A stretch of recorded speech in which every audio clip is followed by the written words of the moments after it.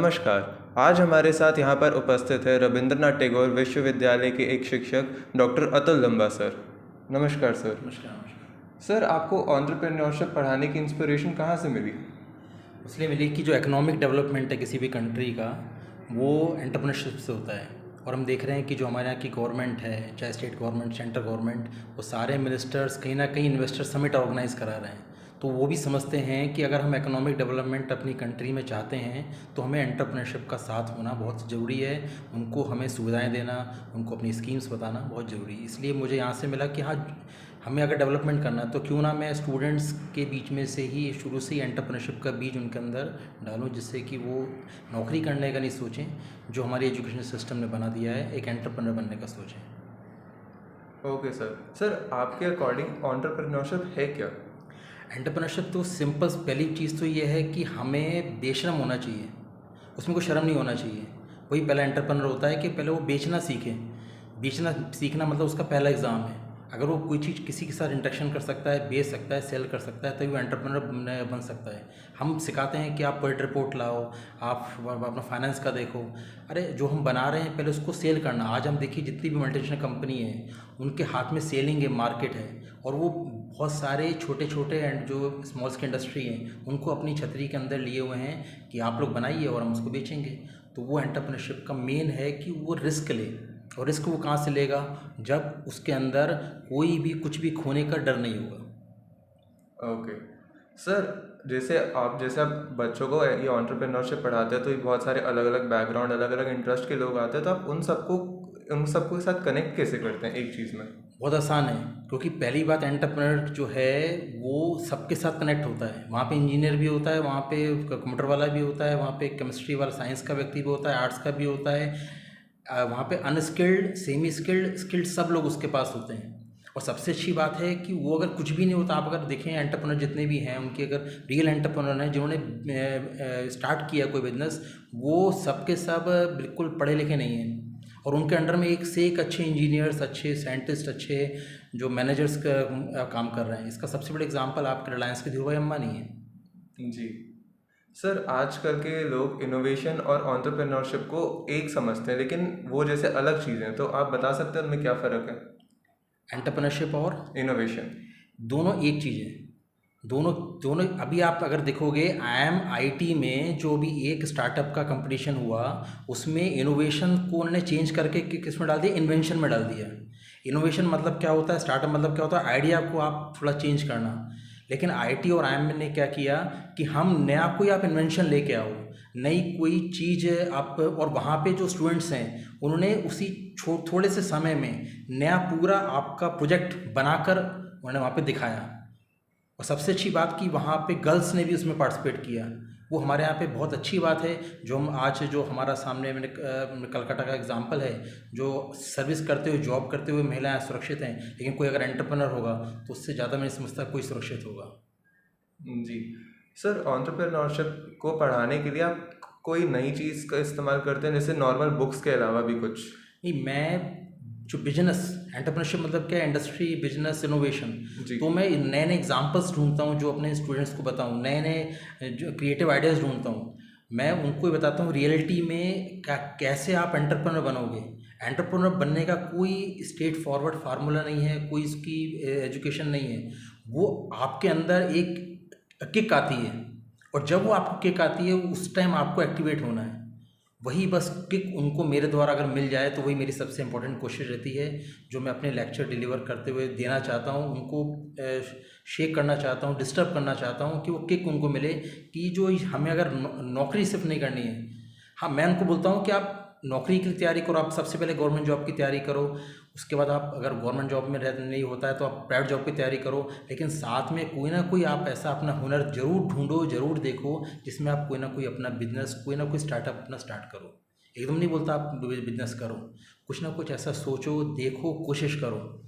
नौकरी करते हुए कोई भी आपको एक्सेप्ट नहीं करेगा। अगर आप घर पे बोलो कि मैं बिज़नेस स्टार्ट करना चाहता हूँ, तो सीधे समझा जाएगा कि आप किसी काम के नहीं हो, इसलिए आप बिज़नेस स्टार्ट करना चाहते हो।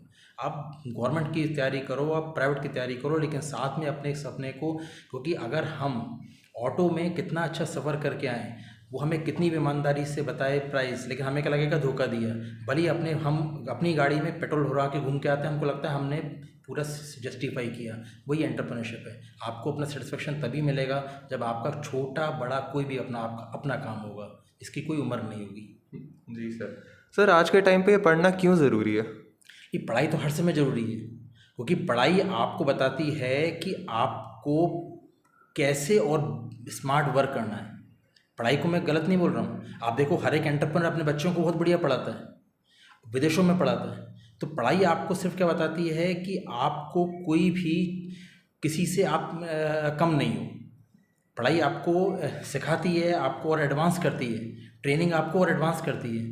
तो जब हम अपने पढ़ते हैं तो पढ़ने में हमें समझ में आता है कि जो हमने, तो एक जो पढ़ा लिखा, जो व्यक्ति पढ़ा लिखा नहीं है, वो पूरी चीज़ें अपने एक्सपीरियंस से सीखता है, कॉमन सेंस से सीखता है। लेकिन आपने पढ़ के थ्योरी आपके पास आ गई, उसको आप जो प्रैक्टिकल जब आप लेते हो तो वो आप ज़्यादा स्मार्ट वर्क में आप ले पाते हो। इसलिए पढ़ाई हेल्प करती है, आपको ज़्यादा फिनिश करती है, फिनिश देती है। Okay sir. सर आज के टाइम में जो इंडियन एजुकेशन सिस्टम है, क्या वो एंटरप्रेन्योरशिप को प्रमोट करता है, और हाँ तो कैसे? इंडियन एजुकेशन सिस्टम जो है वो आज के टाइम में प्रमोट तो कर रहा है, लेकिन मेन चीज़ है हमको अपने आप को प्रमोट करना है। कोई भी एंटरप्रेन्योर बाहर के एनवायरनमेंट से, बाहर के सिस्टम से नहीं बनता, वो अपने अंदर के सिस्टम से बनता है। तो वो सिस्टम जब तक उसका एक्टिवेट नहीं होगा तो उसको बाहर की कोई पढ़ाई, बाहर की कोई ट्रेनिंग एक्टिवेट नहीं कर सकती।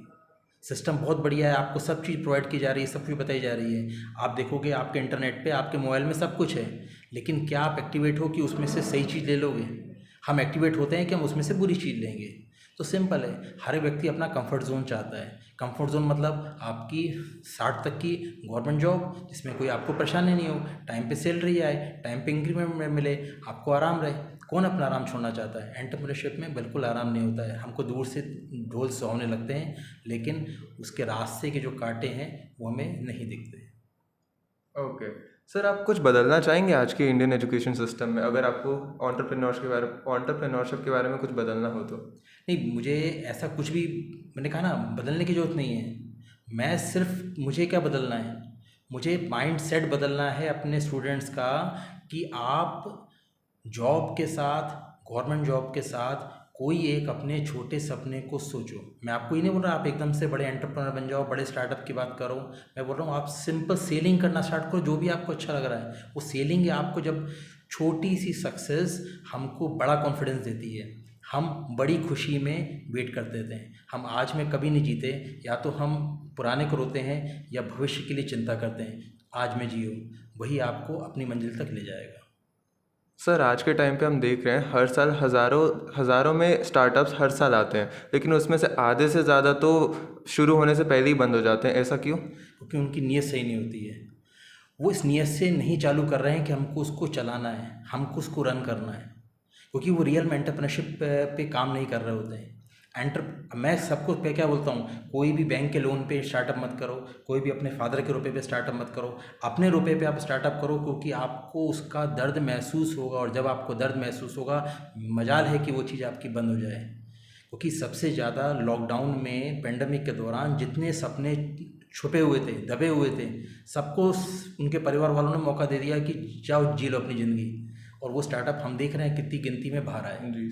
तो आप जब अपने रुपए से, अपने फाइनेंस से कोई चीज़ चालू करोगे, क्योंकि आपने एक कहानी पढ़ी है कि फादर का रुपया बेटा आराम से समुद्र में फेंक देता है, लेकिन उसका 1 रुपया जो वो कमा के लाता है, उसके फादर बोलते हैं 1 रुपया कमा के लाओ, बस 1 रुपया वो कमा के लाता, बोलता अब फेंक, उसको समुद्र में फेंक नहीं पाता है। वो दर्द बस आपके अंदर जिस दिन रहेगा, वो स्टार्टअप कभी बंद नहीं होगा। जी सर।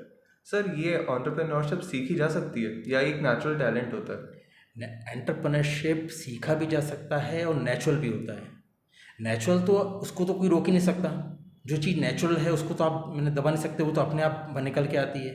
वो नेचुरल वाला व्यक्ति जॉब भी करने जाता है, लेकिन वहाँ से भी स्टार्टअप में मुड़ जाता है, और सीखा भी जा सकता है। हम किसी दूसरे को देखकर, मैंने बोला ना कि कब आपको वो किक मिल जाए, आप इंटरव्यू देने जा रहे हो, वहाँ पे आपको आपके साथ अच्छा ट्रीट नहीं किया जा रहा है, आप परेशान हो गए हो, और आपके अंदर अचानक किक आई कि मैं क्यों जॉब ढूंढ सर्च कर रहा हूँ, तो वहाँ से आप उसको सीख भी सकते हो। क्योंकि जो भी चीज़ है वो हम, क्योंकि एंटरप्रेन्योर भी हर दिन सीखता है अपने ऑब्जर्वेशन से। जी सर। सर, अब जो आजकल के नया यूथ है उनके लिए आप कोई एडवाइस देना चाहोगे जो ये अपना बिजनेस शुरू करना चाहते हैं? मैंने एडवाइस दी कि आप देखो, आप कभी भी सेटिस्फाई क्यों नहीं हो, आप डिप्रेशन में क्यों हो, आप परेशान क्यों हो, क्योंकि आप अपने आप से प्रॉपर जस्टिफाई नहीं कर पा रहे हो कि जो आपका एफर्ट है, जो आपके अंदर कैपेबिलिटी है, जो आपकी कैपेसिटी है, मेरे को उसके अकॉर्डिंग रिटर्न मिल रहा है, जिसको हम बोलते हैं रिटर्न ऑन इन्वेस्टमेंट। तो जी। जो जब तक आप, मैं बोल रहा हूँ गवर्नमेंट जॉब भी आप कर रहे हो तो भी सेटिस्फाई नहीं हो, आप पॉलिटिकल लीडर हो तो भी आप सेटिस्फाई नहीं हो, आप अगर प्राइवेट जॉब कर रहे हो तो भी सेटिस्फाई नहीं हो। सेटिस्फेक्शन आपको तब मिलेगा जब आप अपनी मनपसंद वाला काम करोगे। जब तक आप अपनी पसंद का, अपनी खुशी वाला काम नहीं करोगे, जिस काम को, जैसे मैंने एग्जांपल दिया कि 3 लोग बैठ के पत्थर तोड़ रहे हैं, पहले से आपने पूछा, उसने गुस्से में बोला कि दिख नहीं रहा पत्थर तोड़ रहा हूँ, दूसरे ने बोला यहाँ पे एक मंदिर बन रहा है, वो भी खुश नहीं था, तीसरा वाला प्रभु की सेवा कर रहा हूँ। तो वही प्रभु की सेवा है कि जब आप ऐसा कोई काम करते हो जो आपको खुशी देता है, वो इम्पोर्टेंट चीज़ है, वो काम करो, वो काम चुनो जो आपको खुशी दे, और वो आपका सिर्फ अपना काम होगा। दूसरे की नौकरी कभी आपको प्रॉपर सेटिस्फेक्शन, खुशी नहीं दे सकती है। जी सर, धन्यवाद सर। धन्यवाद। नमस्कार।